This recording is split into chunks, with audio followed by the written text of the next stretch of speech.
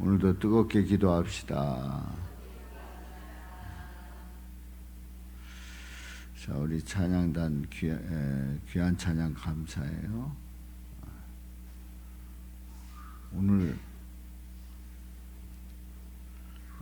우리 찬양단 우리 주님께 영광 돌렸는데 우리 박수로 격려합니다.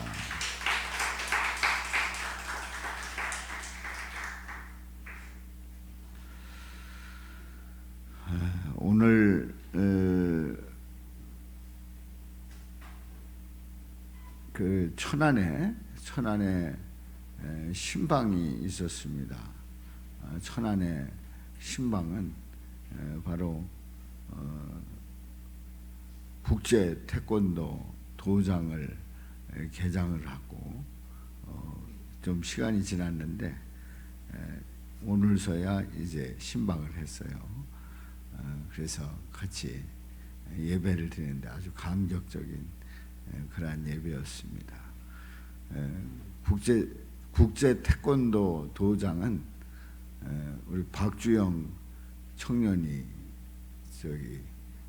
관장이고 거기 원장이 누군가 했더니 박인호 장로님이더라고.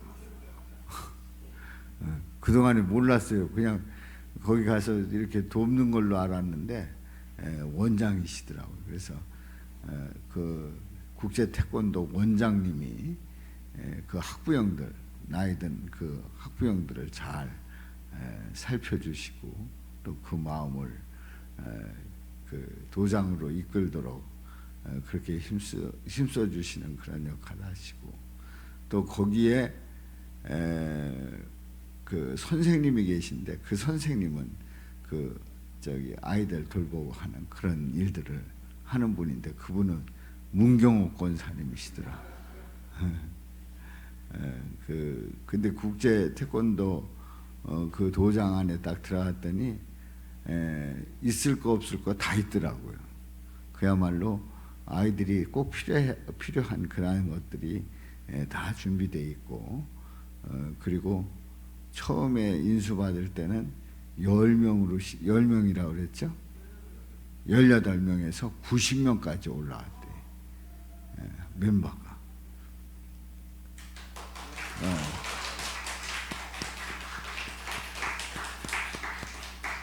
그리고 박주영 관장이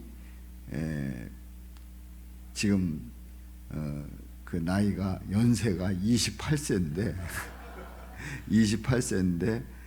천안은 물론 충청남도에서 최저 연령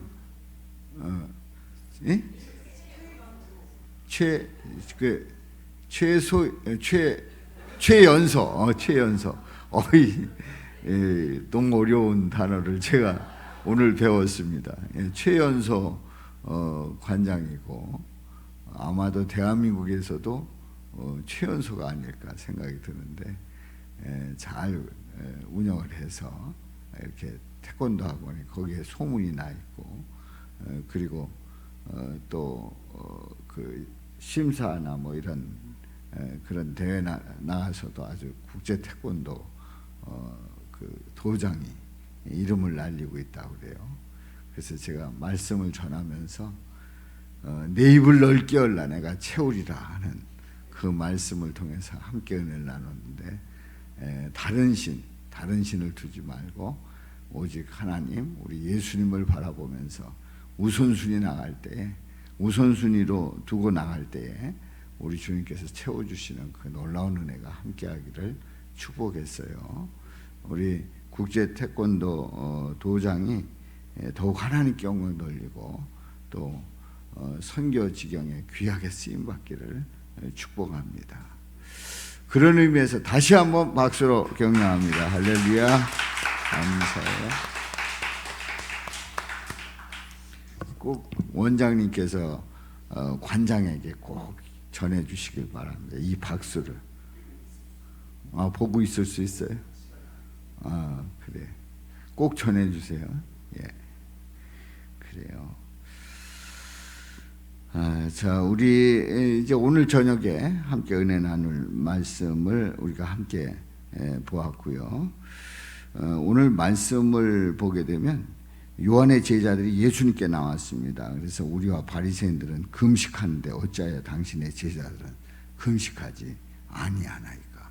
아니 우리가 금식하는데 왜 당신의 제자들은 금식하지 않느냐? 그러면서 자신들의 그 경건, 또 자신들이 어떤 영적인 그런 그 수준에서 더 높다라고 하는 걸 과시하고 있어요. 바리새인들이 이렇게 그 어떤 그 뭐라 그럴까요? 이제 표면적인 그 모습을 보면서 전부를 다 판단을 하는 겁니다. 그래서 당신의 제자들은 금식하지 않는다. 이제 그걸 문제 삼았어요. 근데 예수님께서 하시는 말씀이 혼인집 손님들이 신랑과 함께 있을 동안에 혼인집 손님들이 신랑과 함께 있을 동안에 슬퍼할 수 있느냐? 신랑하고 같이 있는데 슬퍼할 수 있냐? 그러나 신랑을 빼앗길 날이 이르리니 그때에는 금식할 것이니라. 이렇게 말씀을 합니다. 자, 예수님께서 이 말씀을 할 때에 바리새인들이 알아들었을까? 이렇게 그 한번 의문을 가져봅니다. 도대체 예수님의 그 말씀은 이 바리새인들은 표면을 가지고 얘기를 하는 겁니다. 금식을 했냐 안 했냐? 우리들은 금식을 하는데 당신의 제자는 금식하지 않는다. 당신의 제자들 금식하지 않는다라는 얘기는 예수님도 금식하지 않는다는 거 아니에요. 표면으로 접근을 하는 겁니다. 그런데 예수님께서 대답한 이 대답은 이면이에요. 이면. 그러니까 이거는 그냥 들어보면 이게 무슨 말인가? 이게 그냥 보면 맞는 말이긴 해요. 혼인집 손님들이 신랑과 함께 있을 동안에 슬퍼할 수 있느냐? 잔치를 벌이고 있는데 그 신랑이 함께하고 있는데 슬퍼할 수 있느냐? 슬퍼할 수 없다. 이게 맞는 말이죠. 이제 표면적으로 이렇게 보면. 그러나 신랑을 빼앗길 날이 이르리니 그때에는 금식할 것이냐. 이 구절에서는 이 하반절에서는 신랑을 빼앗길 날이 이르리니 신랑을 빼앗긴다. 이게 무슨 말이냐. 신랑이 혼인집 손님들과 같이 있을 때 기뻐하는 거는 말이 되는데 신랑을 빼앗긴다는 건 또 뭐고, 그날이 이르를 때 그때는 금식할 것이니라. 금식한다고 하는 그런 그 말씀을 하셨는데 이게 도대체 무슨 말이냐. 이거는 표면으로는 도저히 이해할 수 없는 말이에요. 이면 바로 우리 예수님께서 계시의 말씀을 특별 계시의 말씀으로 이해해야지만 이해할 수 있는 말씀이에요. 이제 그래서 우리는 이 말씀이 어떤 말씀인가를 이제 함께 은혜를 나누도록 합니다. 하나님은 동물을 창조하실 때 암컷과 수컷을 만드셨습니다. 암컷이 있고 수컷이 있어요. 항상 보면은 암컷, 수컷이 있단 말이지요. 그래서 뭐 가자미 뭐 이런 그 고기들도 이렇게 보면은 그냥 보면은 수컷인지 암컷인지 몰라요. 그냥 뭐 이렇게 넓적하게 생기고 그게 수컷인지 암컷인지 몰라요. 그런데 그 어부들은 금방 아는 거예요. 암컷이다 수컷이다 금방 아는 거예요. 그러니까 다 수컷인지 암컷인지 구분이 잘 안 되는 것 같아도 정확하게 보면 다 수컷 암컷이 있단 말이에요. 그래서 이제 새끼들을 낳게 되고 이제 번식하게 되는 거지요. 비둘기는 한 번 짝을 맺으면 헤어지지 않는다고 그래요. 비둘기는 한 번 짝을 맺으면 헤어지지 않는다는 거예요. 바로 이런 것들도 하나님의 속성 중에 하나임을 말씀을 합니다. 하나님의 속성을 나타내고 있는 거예요. 하나님께서 암컷, 수컷을 만드셨고 또 비둘기는 한 번 짝을 맺으면 헤어지지 않는데 이런 모습들이 하나님의 속성을 나타내고 있단 말이지요. 비둘기의 그 주요 속성을 이렇게 찾아봤더니요, 그 성경적인 상징적인 속성이 있어요. 비둘기는 순결과 평화의 상징으로 비둘기를 나타내고 있습니다. 그래서 평화와 그리고 성령의 임재, 이것을 상징으로 이제 나타내고 있습니다. 그래서 인천에 사신 분들은 다 아시겠습니다만, 인천 자유공원에 가면 메가다 장군 있잖아요. 메가다 장군의 그 진두지휘의 지휘 아래 이제 인천 상륙 작전을 통해서 이제 대한민국이 공산화되는 그 직전에 낙동강까지 완전히 다 밀렸던 그때에 허를 찌르는 그런 작전을 통해서 이제 다시 북한을 공산군을 물리치는 그런 혁혁한 공을 세웁니다. 그런 의미에서 거기에다가 비둘기를 키웠어요. 비둘기를. 그래가지고 지금 뭐 이렇게 그 바다가 보이는 그쪽에 비둘기 집을 만들어가지고 비둘기를 키웠는데, 그래서 가면은 메가다 장군이 있고 비둘기가 있어서 평화의 상징을 나타내는 그런 자유공원의 어떤 상징적인 그런 새로 그렇게 알려져 있었습니다. 그런데 어느 날부터 이 비둘기가 또 번식하고 막 이러더니 주체를 못하는 거예요. 그래서 그 일대가 다 비둘기가 그냥 왔다 가면 되는데 뭘 남기고 가요? 똥을 싸놓고 가는 거예요. 그래가지고 아무튼 그 자유공원 일대의 그 거기에 주민들이 거기 인천 시민들이 아우성이 된 거예요. 그래서 결국은 이제 철거를 했는데, 그 비둘기 집 밑에 있었던 제물포고등학교는 아마 늘 시달렸을 것 같아요. 어땠어요? 말도 못했죠. 체육 시간에도 막 이렇게 그 하고 바로 밑에 제물포고등학교, 그 인중 제물포고등학교 그 자리 잡았었는데, 거기에 뭐 비둘기가 뭐 말도 못해요. 말도 못해. 하여튼 동인천역 이런데, 그리고 비둘기가 그 비둘기 집에만 있는 게 아니고 그게 가출을 해가지고 건물 틈 사이에 이런데 다 이제 둥지를 틀고 막 이랬단 말이에요. 그래서 지금은 이제 그 비둘기 집을 다 없애고 그리고 비둘기를 다 쫓아내고 했는데, 그래도 아직도 그 남아있는 비둘기가 있는 것 같더라고요. 아무튼 이 비둘기는 순결과 평화의 상징이고, 그리고 이제 그 온유함과 순종의 상징이었음을 보게 됩니다. 그래서 사납지 않고 사람을 잘 따르고 또 희생 제물로도 사용되었던 것을 보게 됩니다. 이 비둘기는 노아의 방주 사건 때에 그 올리브 가지를 물고 감람나무 가지를 물고 온 비둘기의 그런 기록이 있고요. 또 성령이 비둘기같이 임했다고 하는 그런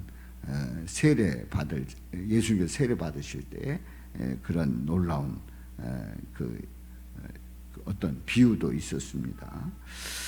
자, 이 비둘기는 일처제의 동물입니다. 대부분 비둘기는, 특히 집비둘기는 평생 한 짝과 함께하는 일처제를 유지하는 그러한 특징을 가지고 있고요. 강한 귀소 본능, 그래서 자신의 둥지를 찾아오는 능력이 아주 뛰어난 그런 비둘기의 모습을 보게 됩니다. 그래서 탁월한 방향 감각이 있어가지고 전쟁 중에도 전령 비둘기로 사용을 했다는 거죠.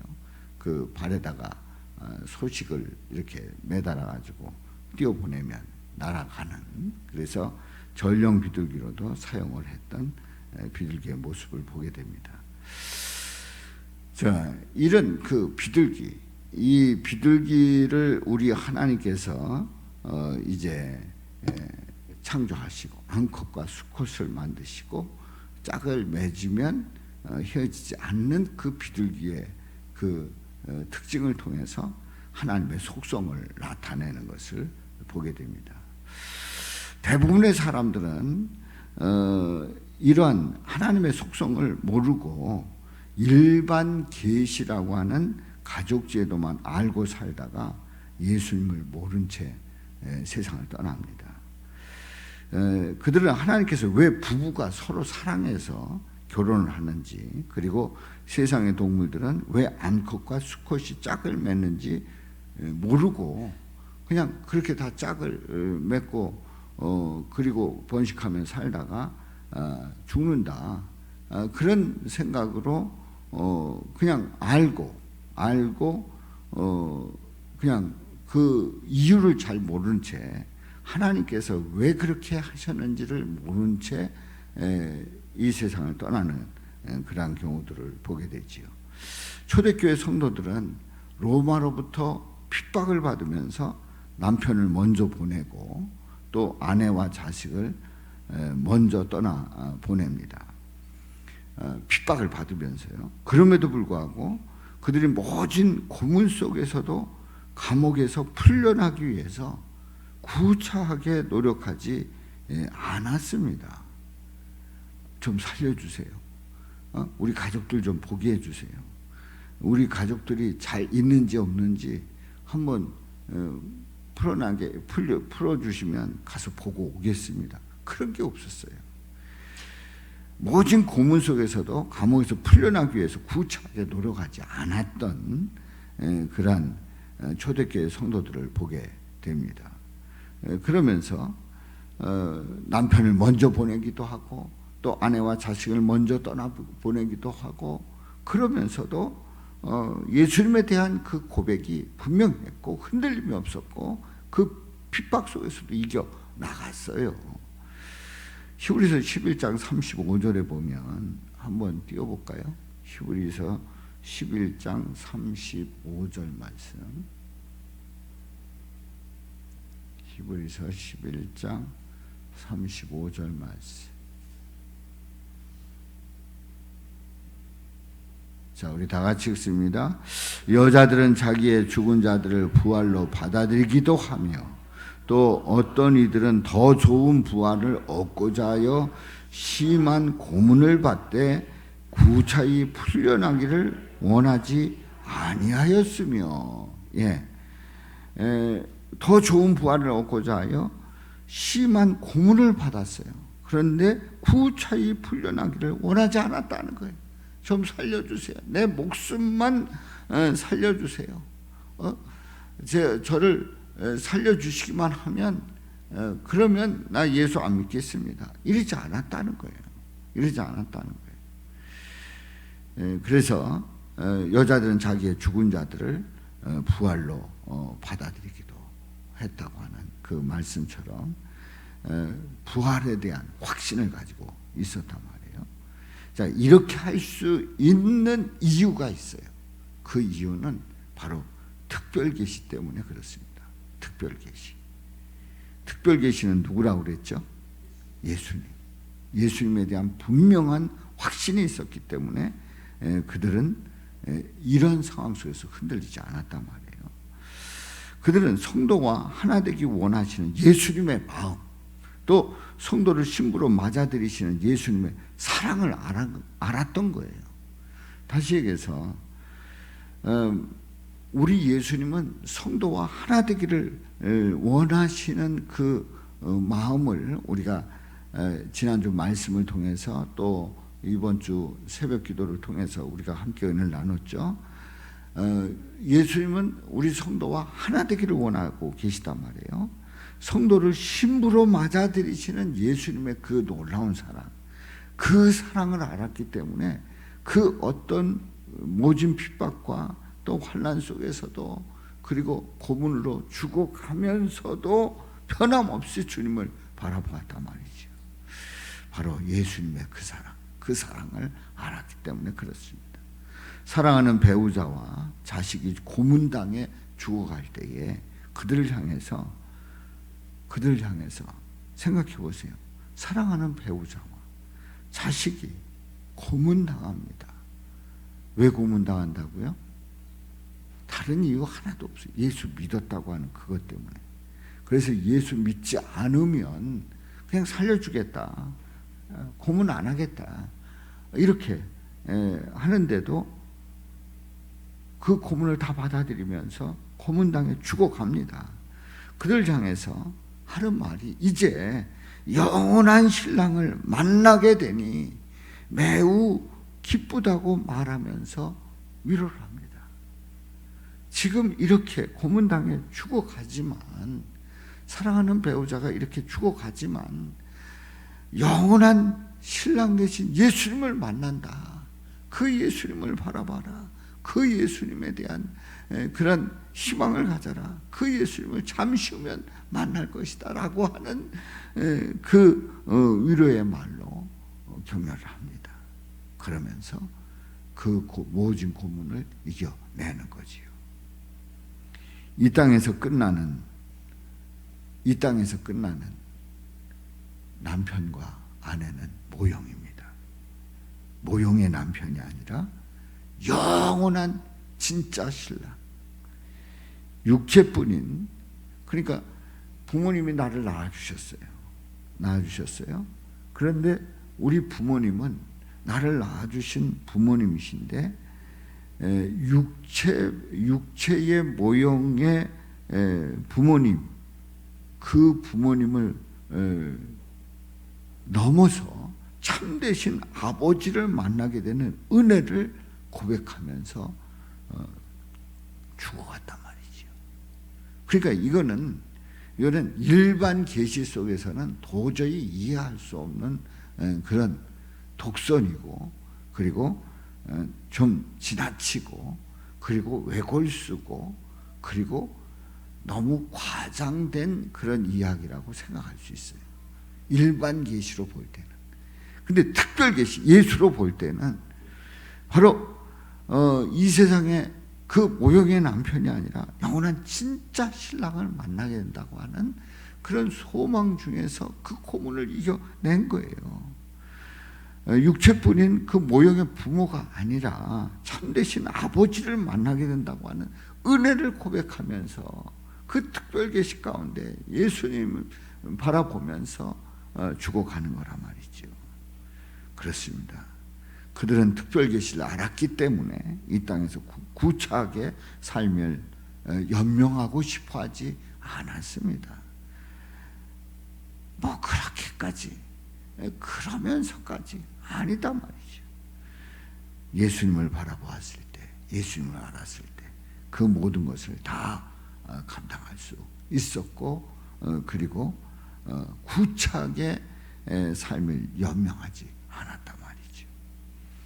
하나님은 왜 혼자가 좋지 않다고 말씀하시면서 돕는 배필을 지어주셨을까요? 사람이 혼자 있으면 하나님과 인간의 관계를 모르기 때문에 그렇습니다. 사람이 혼자 있으면 예수님과 신부의 관계를 알기가 힘들단 말이죠. 그래서 돕는 배필을 통해서 혼자가 아니라 함께 있을 때에 하나님과의 관계를 아는 거예요. 그리고 예수님과의 그 신부의 관계를 알게 된단 말이죠. 둘이 되었을 때 비로소 남편의 마음을 알게 되는 거죠. 아내의 마음을 깨닫게 되는 거예요. 그러니까 그냥 혼자 있을 때는 몰랐는데 이제 그 부부로 만나서 이렇게 지낼 때에 남편의 마음이 어떤지, 그러니까 남편 스스로 그 남편의 마음을 생각하게 되고, 아내는 남편이 어떤 마음을 가지고 나를 대하고 있는지를 생각하게 된단 말이죠. 그래서 남편의 마음, 아내의 마음도 마찬가지고, 이렇게 남편의 마음, 아내의 마음을 서로가 깨닫게 되는 겁니다. 자식을 낳은 다음에 부모의 마음이 어떤 마음이에요? 자식을 낳은 부모의 마음은 자식을 눈에 넣어도 아프지가 않은 거예요. 그리고 자식을 낳은 그 부모의 마음은 애절한 거예요. 그리고 그 과정 속에서 잘 자라는, 건강하게 자라는, 그리고 또 사회 속에서 성장하는 그 모습을 보면서 또 나름대로 적응해 가는 그런 마음을 보면서 기특하기도 하고 고맙기도 하고 자랑스럽기도 하고 그리고 대견스럽기도 하고, 이게 부모의 마음 아니에요? 부모의 마음. 자식은 잘 몰라도 부모는 그런 마음을 가지고 자식을 대한단 말이죠. 그래, 자식은 부모를 향해서 이제 마음을 가지고 있는데, 자식의 마음은 또 자식의 마음대로 깊은 마음을 가지고 있단 말이죠. 오늘 천안 가서 이렇게 보니까 그 원장님이 관장님을 얼마나 대견스럽게 쳐다보는지, 그냥 이렇게 쳐다보는데 이렇게 쳐다볼 때마다 여기서 꿀이 뚝뚝 떨어지는 거예요. 꿀이 뚝뚝 떨어지면서 그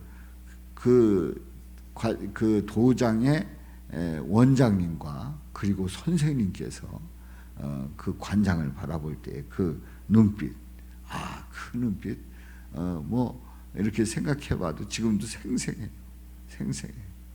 그게 부모의 마음이에요. 부모의 마음이에요. 그런데 이제 이런 관계 속에서 말이죠. 이런 관계 속에서 바로 하나님 아버지의 마음, 예수님의 마음을 알게 되는 거란 말이죠. 이렇구나. 물론 안다고 하는 게 뭐 그렇게 다 알지는 못해도 뭔지는 감은 잡힐 수 있는 그런 경우를 보게 된단 말이에요. 뭔가 그런 마음이겠구나. 우리 하나님 아버지께서 우리를 보실 때, 예수님께서 우리를 보실 때, 우리를 신부로 맞이할 때 그 기대하는 마음, 또 사랑하는 마음, 살피고 싶은 마음, 이런 마음들을 느껴보는 거란 말이죠. 그래서 예수님은 마리아와 형제들이 찾아왔다는 소식을 듣고 제자들 보내잖아요. 그리고 하나님의 뜻대로 행하는 자가 내 부모고 내 형제와 자매라고 가족의 개념을 정리해 주십니다. 누구든지 하늘에 계신 내 아버지의 뜻대로 하는 자가 내 형제요, 내 자매요, 어머니이니라. 생각해보면 끔찍한 말 아니에요? 그럼 도대체 예수님은 부모, 그러니까 어머니와 그 형제들이, 자매들이 찾아왔는데 세상에 하늘에 계신 내 아버지 뜻대로 하는 자가 내 형제고 자매고 어머니다, 이렇게 말하는 이 예수님의 말씀은 일반 계시 속에서, 일반 상식 속에서 세상 돌아가는 이야기로 볼 때에 그냥 흔히 하는 말로, 어르신들이 하는 말로 아주 후레들림이죠. 아주 쌍놈이라는 거죠. 아주 배은망덕한 놈이라는 거죠. 그렇게 봐서는 도저히 이해되지 않는 말씀이에요. 일반 계시로 보면 이해되지 않는 말씀이에요. 근데 특별 계시로 볼 때에 아주 정확하게 정리를 하고 있는 거예요. 하늘에 계신 내 아버지의 뜻대로 하는 자. 그러니까 그 가족의 개념이 그 혈연 관계 속에서 아버지와 아들, 어머니와 딸, 형제, 자매, 이런 혈연 관계 속에서의 그 관계를 뛰어넘는 하늘에 계신 내 아버지의 뜻대로 하는 그 자가 가족임을 말씀하고 있단 말이에요. 그래서 특별 계시로 이제 가족에 대한 정의를 내리고 있는데요. 인간은 혼자 살면 하나님의 계시를 알 수가 없어요. 예외적으로 하나님이 혼자 살도록 정해 주신 사람은 예수님이 친히 그의 신랑이 되어 주십니다. 그래서 신랑 대신 그 예수님을 바라보면서 그 예수님과 함께 살아갈 때 그 삶이 의외로 더 간결하면서도 행복하고, 그리고 확신에 차 있고, 그리고 소망이 넘치고, 그리고 주님의 사랑을 더 애틋하게 느끼고 살아가는 사람들이 많단 말이죠. 그냥 일반 계시 속에서 사람들이 볼 때 혼자 사니 참 안 됐다, 어떡하냐 이러지만 그게 아닌 거예요. 신랑 대신 예수님과 살아갈 때에 그 삶이 더 힘이 있고, 더 확신에 차 있고, 그리고 소망이 넘치는 삶을 살아간단 말이죠. 그래서 우리는 가족을 이루면 서로 간에 돕는 배필이 되어야 된다 하는 것을 지난주 말씀을 드렸잖아요. 그래서 부모는 자식에게 공부를 열심히 해라, 그렇게 가르칩니다. 공부를 열심히 해라. 서울의 어느 교회 중고등부가 안 모이는 게 당연하다는 거예요. 왜냐하면 부모들이 다 공부하라고 했기 때문에 오히려 중고등부가 더 열심히 모이면 그게 오히려 문제가 된다는 거예요. 그래서 안 모이는 게 오히려 정상으로 여긴다는 거예요. 공부가 중요하다는 거죠. 공부가 중요하다는 거예요. 공부보다 중요한 분이 계시다.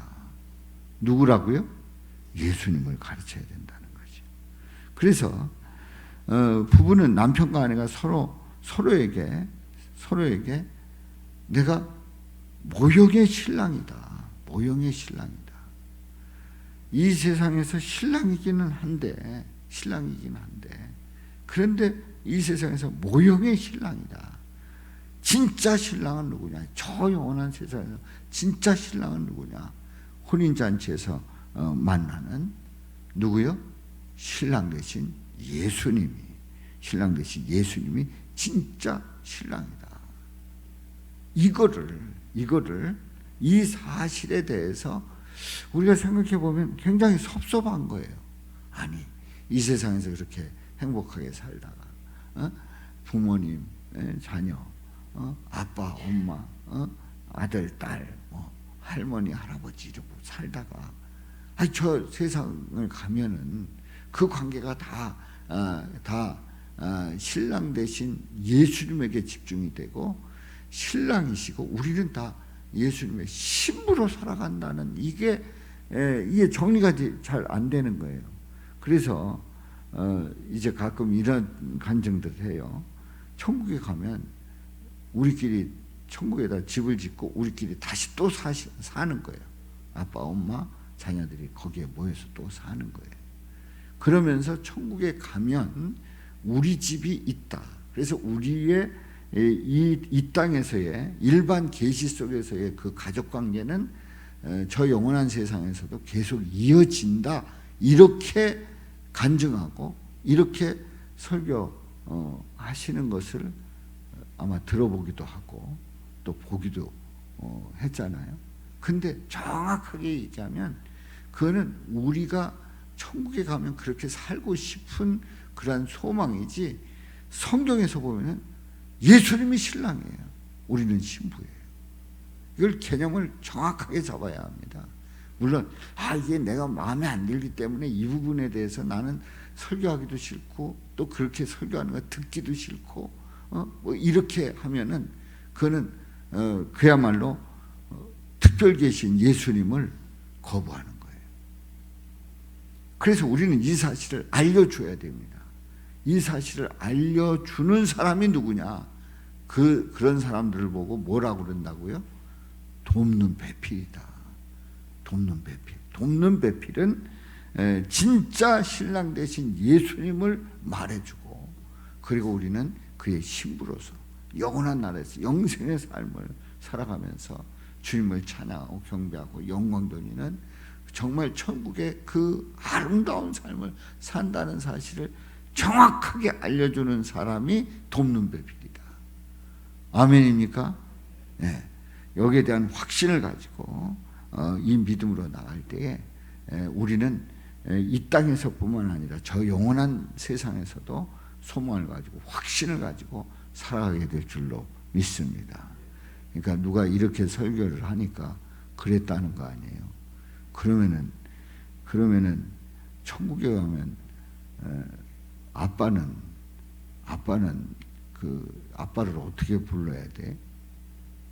천국에 이 땅에서는 아버지, 아들 이런 관계였는데 저 천국에 가면 어떻게? 야, 형 되는 거지. 응? 형 되는 거지.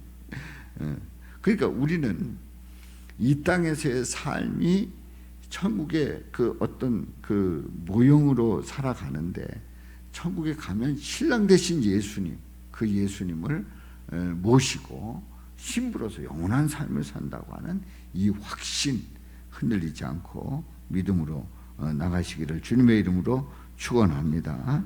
그래서 우리의 정체성을 정확하게 알려주는 자가 돕는 배필이에요. 그래서 남편이 아내에 대해서, 아내가 남편에 대해서, 또 자녀에 대해서, 또 부모에 대해서 이렇게 우리의 정체성이 뭐냐, 우리는 어떤 모습으로 살아갈 것인가.